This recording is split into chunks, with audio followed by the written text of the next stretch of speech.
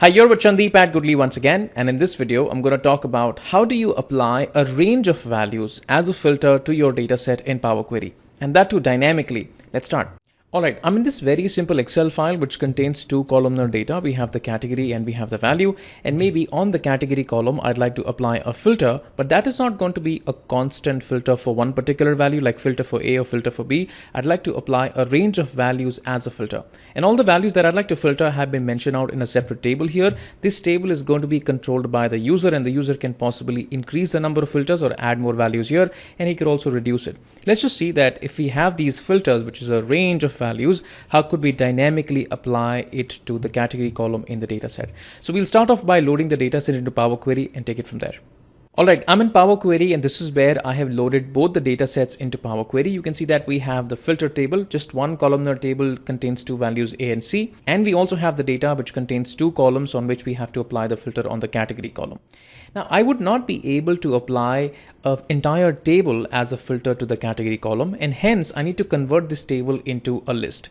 What I'm going to do is I'm going to right click on this particular column, and I'm just going to use the function called drill down, and this actually converts it into a list. If you do not understand what a list means in Power Query, it simply means a one columnar data set.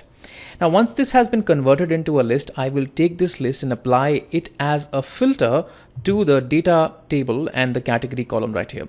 The first thing that I will do is I will check that if a manual filter is applied to this particular column, what is the kind of M code that is generated, and I will tweak that code to fit my filtered list right here. So I'm just going to come to this particular column, and I'm just going to say, hey, let's just apply a filter B and C and just say okay. And what is the kind of M code that we get here? So we get table.selectRows, and we get the name of the table on which we are trying to apply the filter, and the column, which is the category column, filter B, and category column, filter C. Now these two filters B and C are hard coded, and they will not change automatically. What I need to do is I need to cancel these two filters, and I need to write my own filter here so that the filter becomes dynamic and also linked with the list that I just created right here.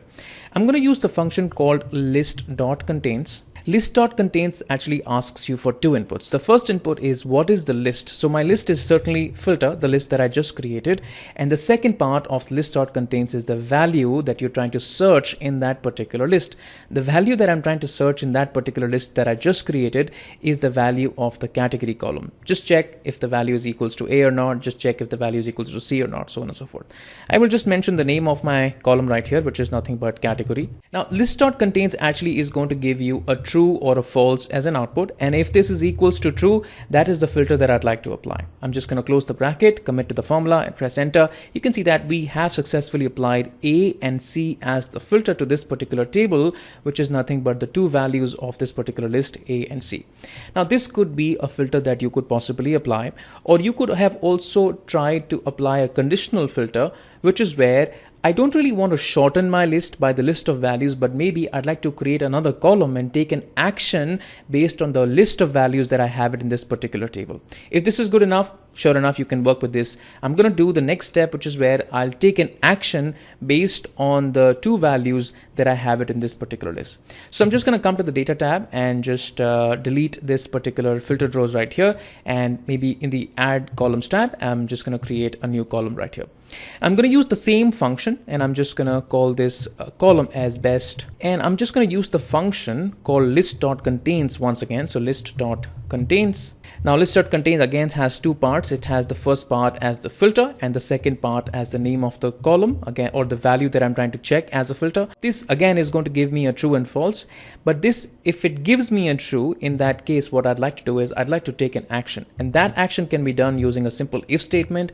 If this formula returns me a true, in that case I would like to call this as best product. Otherwise I'd like to call this as an average product. Alright, simple if, then, and else. I'm just going to click on OK, and all the products that were listed in this particular filter, which is A and C, have been marked as best products, and the rest of the products have been marked as average products.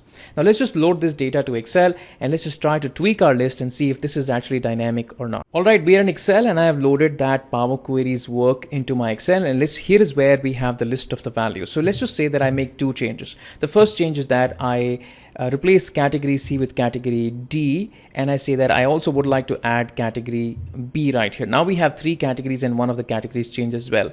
And all the products that fall in A, D, and B would like to be marked as best products. Right click and I do a refresh, and sure enough, all of these products are marked as best products. Alright, that was all about how do you apply a range as a filter to your dataset in Power Query. You can either apply a range as a filter and then just filter the data, or you can apply the range as a filter and take actions based on that. If you have any questions around this, please feel free to put them down in the comment and I'll be glad to reply.